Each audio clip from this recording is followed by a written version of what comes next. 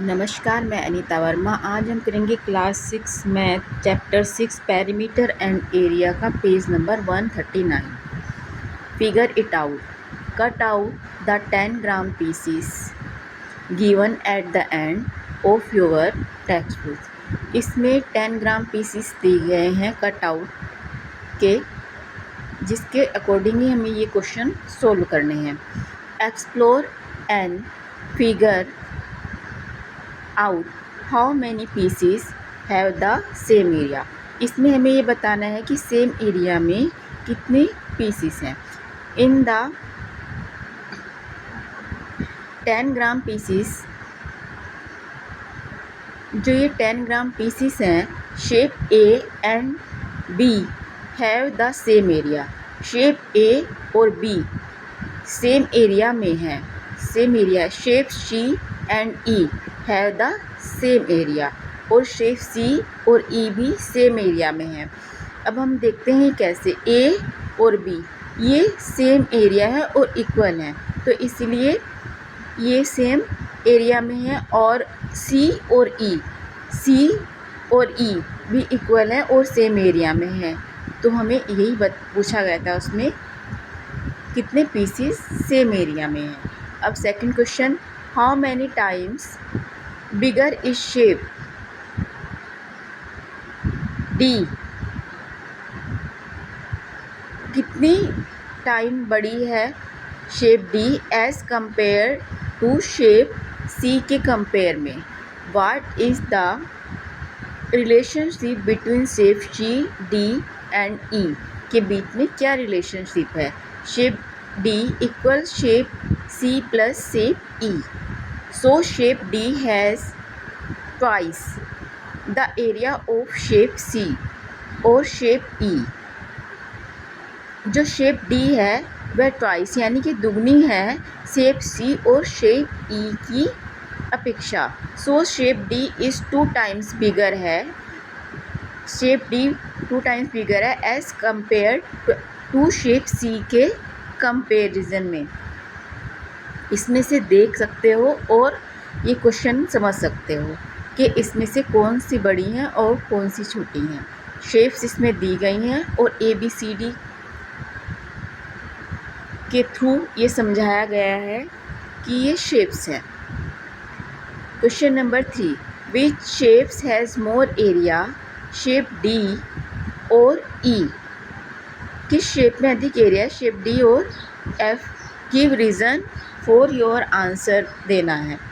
Shape D is composed of shape C and E and they both have equal area में हैं। Shape D इस आकृति जो निर्मित है या बनाई गई है वो शेप सी और E they both equal area में है। So shape D has twice the area of shape C.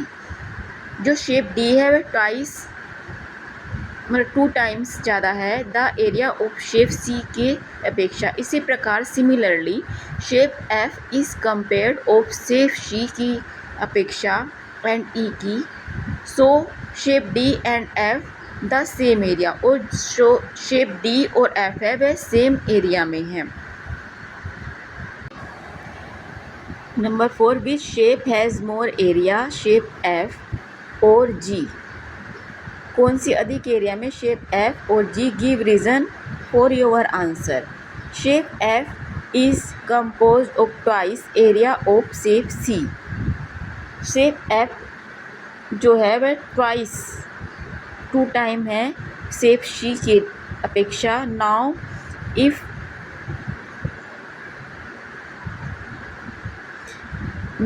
We cut the shape F, यदि हम कट करते हैं शेप एफ, इक्वल ट्रायंगल बनते हैं into 2 small triangle and by placing the shape over shape ji.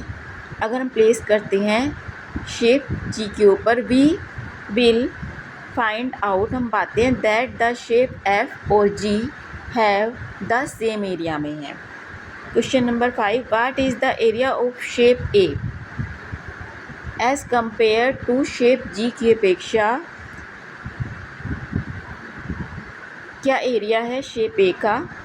Is it twice as big, यह क्या 2 time बड़ी है, 4 टाइम्स एज बिग या कि 4 टाइम्स बड़ी है। Hint, in the 10 gram pieces में by placing the shapes over each other, अगर हम प्लेसिंग करते हैं शेप ईच अदर एक दूसरे के ऊपर, we can find out that shapes A and B have the same area. तो हमें पाते हैं कि शेप ए और बी है सेम एरिया में है। Shape C and E have the same area, और शेप सी और ई भी सेम एरिया में है। You would have also figured out that shape D can be exactly cover करती है यूजिंग शेप सी और ई को, विच मीन्स, जिसका मतलब shape D has twice the area, shape D है जो ट्वाइस एरिया में है ऑफ शेप सी और शेप ई की अपेक्षा, ETC। अब इसे सोल्व करेंगे। शेप जी इक्वल 2 इंटू शेप सी, जो शेप जी है 2 इंटू शेप सी में है। Now shape A equal to 2 into shape F में है, equal to shape C plus shape E है। शेप सी और शेप ई प्लस है, 2 शेप सी हैं, 4 इंटू शेप सी है, 2 इंटू शेप जी है। So area of shape A is twice, जो area है शेप ए का वह 2 times as compare to shape G की अपेक्षा बड़ा है। अब C, can you now figure out the area of the big square formed will with all 7 pieces in terms of the area of shape C। क्या तुम बता सकते हो बिग स्क्वायर फॉर्म जो है with all 7 pieces in terms of the area of shape C की अपेक्षा। Here shape D equal 2 into shape C और shape A and shape B have the same area है। Also shape A equal to 4 into shape C है। Also shape C and shape E have the same area में है। Total area of big square का 16 into area of shape C आएगा। Arrange this 7 pieces को arrange करना है to form a rectangle की form में। What will be the area of this rectangle, का एरिया क्या होगा in terms of the area of shape C में। नाउ अब give reason for your answer, ये बताना है reason. When arranging the 7 pieces, यदि हम अरेंज करते हैं 7 pieces to form a rectangle की फॉर्म में, the area of the rectangle will be same, तो एरिया रेक्टेंगल का वह सेम होगा at that of area of square के। ये एक फिगर इसमें दिया गया है, इसके थ्रू ही बताया गया है। ये दोनों फिगर हैं, ये स्क्वायर का हाफ हो गए और 2 ट्रायंगल बन गए। इस तरह से ये अलग अलग शेप्स बन गई हैं। Area of rectangle equal to 16 into area of shape C में, जो एरिया ऑफ रेक्टेंगल का है वह 16 into area of shape C है। Are the perimeters of the square and the rectangle form from these 7 piece, क्या perimeter square और rectangle form में ये 7 पीस डिफरेंट हैं और सेम है, ये अलग हैं या एक जैसी हैं। Give an explanation for your answer, ये हमें बताना है।